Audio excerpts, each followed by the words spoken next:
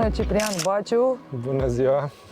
Am aflat că faci niște ateliere foarte interesante. Soțul meu te urmărește de multă vreme. Am aflat de tine și de la Cosmin Văru, arhitectul. Spune-ne mai multe! Am început acum 2 ani, poate chiar un pic mai bine de 2 ani, să facem aceste ateliere. Inițial făceam 4 ateliere, unul de dulgherie tradițională, unul de șindrilă, zidărie de piatră și tencuiel de lut și de var. Însă în ultima vreme, anul acesta, am făcut doar de dulgherie și de șindrilă. Dar cum ți-a venit ideea? Că te văd și tânăr, adică... Prima dată, că ideea a venit treptat. Inițial am mutat această casă din Bucovina și am realizat în timpul procesului că nu găseam nici meșteri, era foarte greu să înaintez cu lucrările. Adică vrei să spui că tu aveai terenul acesta, Da. și ai vrut o casă tradițională. Da. Dar ești tânăr, cum de-ai vrut o casă tradițională în primul rând? Îmi plac casele tradiționale, și estetic, și funcțional, și din toate Dar ai vreo punctele de vedere. legătură cu partea asta? Adică cu ceea ce studii faci? și așa, nu. Dar ulterior am început să studiez, asta zic. Odată ce m-am decis să aduc casa, am văzut că nu găsesc oameni care să pot să o duc mai departe, să o restaurez, și atunci am început să studiez, să citesc și ușor am învățat din cărți la început mare parte și treptat am găsit și câțiva meșteri, destul de greu, bătrâni, mare parte din ei.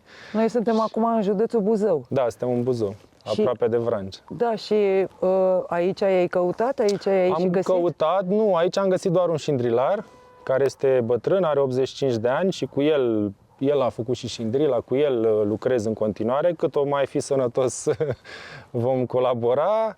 Și de la el am învățat, și cu el ținem și atelierele de șindrilă, și cu el am învățat, de la el am învățat și să bat șindrilă și să o facem și așa. Și dulgherul este din Prahova, n-am găsit aici. Și cu el am pus și la cap acest atelier de dulgherie. Nici el n-avea așa mare experiență. El făcuse și tâmplărie, făcuse și dogărie, butoaie și așa, dar dulgherie tradițională mai puțin. Adică și de eu am luat niște cărți, am arătat îmbinările care se folosesc și împreună am reușit să le facem, să le punem cap la cap. Dar, Ciprian, eu tot sunt uimită. Ok, deci ai vrut să-ți faci o casă a ta. Dar de aici până la ateliere, cum ți-a venit ideea? Pentru că la un moment dat mi-am dat seama că există cerere, adică oamenii nu știu de unde să apuce restaurarea unei case, sau sunt unii care vor să-și construiască o casă de la zero și nu găsesc meșteri și așa mai departe, și m-am gândit că ar fi interesant să facem aceste ateliere. Ideea principală de la care pornisem când am adus casa, înainte să îmi vină ideea cu atelierele, a fost să facem aici o școală de vară și unde să organizăm evenimente culturale și ateliere și așa mai departe, dar nu îmi imaginam că destul de repede o să ajung să fac aceste ateliere specializate pe construcții tradiționale. Îmi imaginam așa mai mult că o să ajungem să facem poate un festival. Festival de muzică? De muzică tradițională, da. Ești pasionat și de muzică tradițională? Da, de pasionat de muzică. Eu am stat în India 2 ani de zile și acolo am studiat sanscrită și acolo am realizat cât de mult contează tradiția și toate aceste meșteșuguri. Și de ce contează? Pentru că prin ele, cum să zic eu, e un mod de cunoaștere, e o cunoaștere aplicată, care acum în societatea de ziua de azi această cunoaștere se pierde treptat. De ce crezi că se pierde? Datorită avântului, industrializării, stilul de viață s-a schimbat, consumerismul, sunt multe cauze pentru Adică care oamenii se grăbesc, nu mai au... Asta grăbesc. presupune tihnă, Timp. da? Știi Presupune timp. Eu știi ce? Mă uit la casa asta, zici că ai adus-o din Bucovina, dar ea văd că are pereți din paiantă.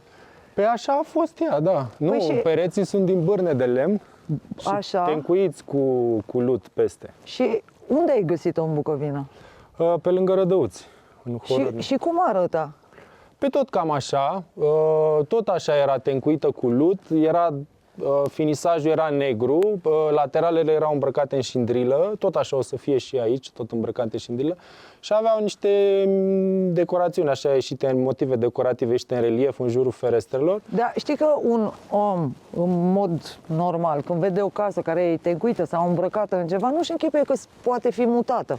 Dacă e din bârne de lemn, se poate muta. Și cum, tu ai văzut-o, ți-a plăcut și ai zis gata, o cumpăr? Da, da. Și cei care ți-au vândut-o nu au fost mirați că tu ai vrut să o muți? Păi ei aflaseră și ei, că de-aia au scos-o la vânzare, că ei voiau inițial să o demoleze, să o... Nu știu ce voiau, ar fi ajuns poate pe foc într-un final, nu știu ce s-ar fi întâmplat cu ea, dar au aflat că aceste case de lemn se pot demonta și reasambla și atunci au pus un anunț pe internet și eu am luat-o.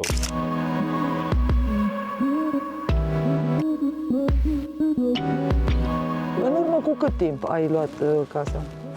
Cred că 5 ani jumate, cam așa.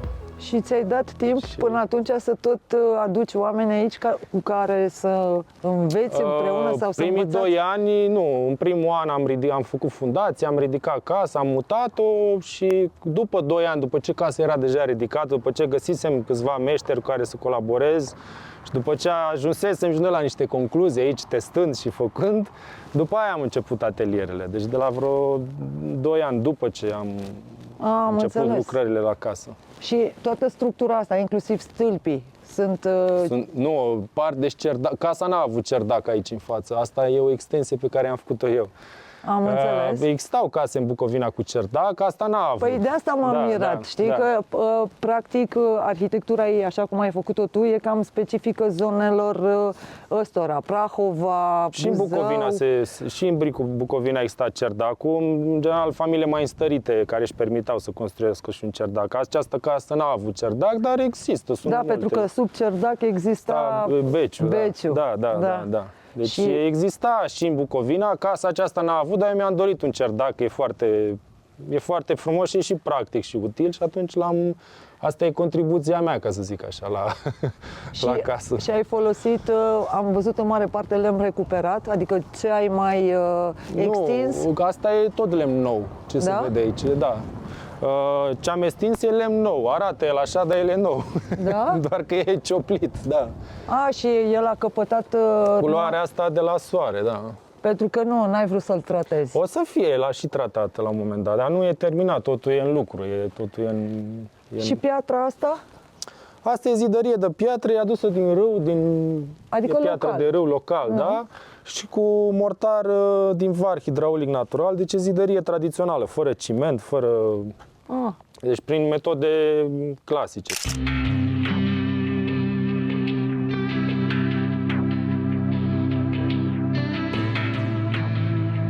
Și acum, ce ateliere ai și cum pot oamenii să vină?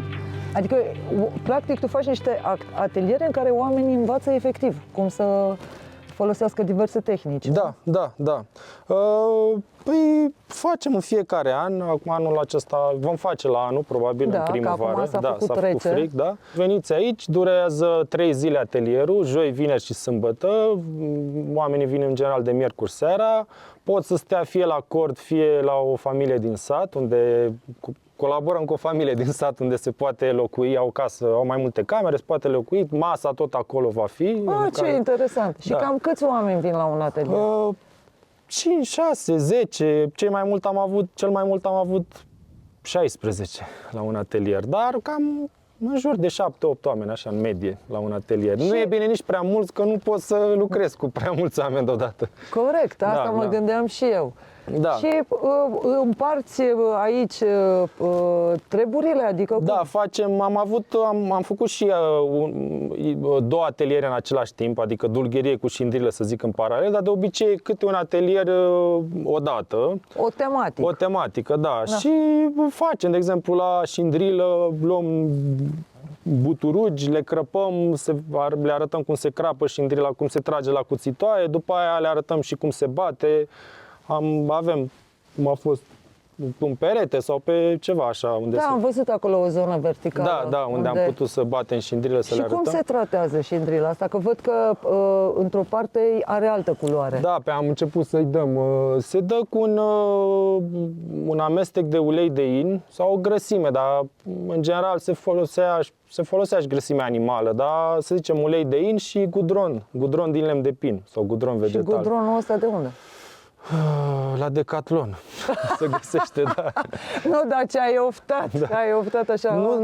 Nu se mai... Înainte era industrie mare de gudron, produceau mult țările nordice, toate vapoarele și toate se tratau cu gudron, că erau făcute din lemn. Acum nu prea se mai găsește, dar se găsesc la aceste magazine de vânătoare. Și acolo, pentru că atrag mistreți, nu știu, le place mirosul de gudron sau ceva de genul, nu știu. Și aici ce ai? Ce instalație ai făcut aici? Ce se întâmplă? Asta e pentru cernutul lutului. Așa arată Da, lutul? adică aici am avut un morman de lut pe care l-am scos când am săpat fântâna și el trebuie râcâit așa și se cerne, aici rămân ce nu trece prin sit, adică pietre, bolovan și așa, și după aia îl înmoi într-o cuvă mai mare. A, și din cuva asta... După aia îl iau și la amestec și fac din el mortară, cu nisip, cu mai multe feluri, mai multe rețete, depinde la ce îl folosești. Și de unde ai găsit rețetele? Păi în cărți. În cărți, nu? Că pe internet nu le găsești. Mai găsești pe internet, dar în cărți. Și practic tot ce se întâmplă aici este natural. Da, tot. Și tencuielile și zidăria și da, totul a fost făcut manual. Da, eu știu că știu de la muzeele satelor, din discuțiile cu muzeografii, că o casă de genul ăsta, dacă nu e locuită, se degradează mai repede. Orice casă, dacă nu e locuită, dar nu înseamnă că o casă, dacă e făcută prin metode naturale, e mai, din contră, în timp e mai rezistentă și mai decât o casă convențională și mai sănătoasă, sunt pentru corpul omului e mai sănătos să trăiești într-o casă construită cu materiale naturale. Sunt multe avantaje, de fapt. De fapt, sunt numai avantaje, singurul dezavantaj ar fi timpul mai mare de execuție și multă manoperă. Și simți că lumea nu mai are răbdare. Nu mai are răbdare, exact. Dar văd că tu ai. Da, ce să zic. Și la final, când o să fie gata, ce o să se întâmple aici? Păi planul proiectul e mai mare, vrem să facem o școală de vară, vrem să aducem aici, să facem mai multe cursuri, să facem ateliere, să facem poate și un festival, mai multe activități culturale, cam asta ar fi. Festival de meșteșuguri? De meșteșuguri, de muzică tradițională, de dansuri, adică, da, de artă. Dintre cei care o să ne vadă, sunt unii care și ei ar putea la rândul lor să îi învețe pe alții ceva, Da. ar putea să se alăture proiectului? Da, evident. Și cum te pot contacta? Păi pe Facebook, prin e-mail, telefon. Cum te găsesc pe Facebook? Ciprian Baciu e numele meu pe Facebook, iar pagina proiectului se numește Vatra. Vatra? Vatra de la Bisoca, da. Ciprian, felicitări, Mulțumesc. mă bucur că te-am întâlnit, am învățat foarte multe de la tine și sunt foarte surprinsă, dar și încântată că un tânăr ca tine, dintr-o necesitate, Din necesitate a fost. a făcut o treabă extinsă pentru mai mulți oameni. Da, mulțumesc. Felicitări! Mulțumesc.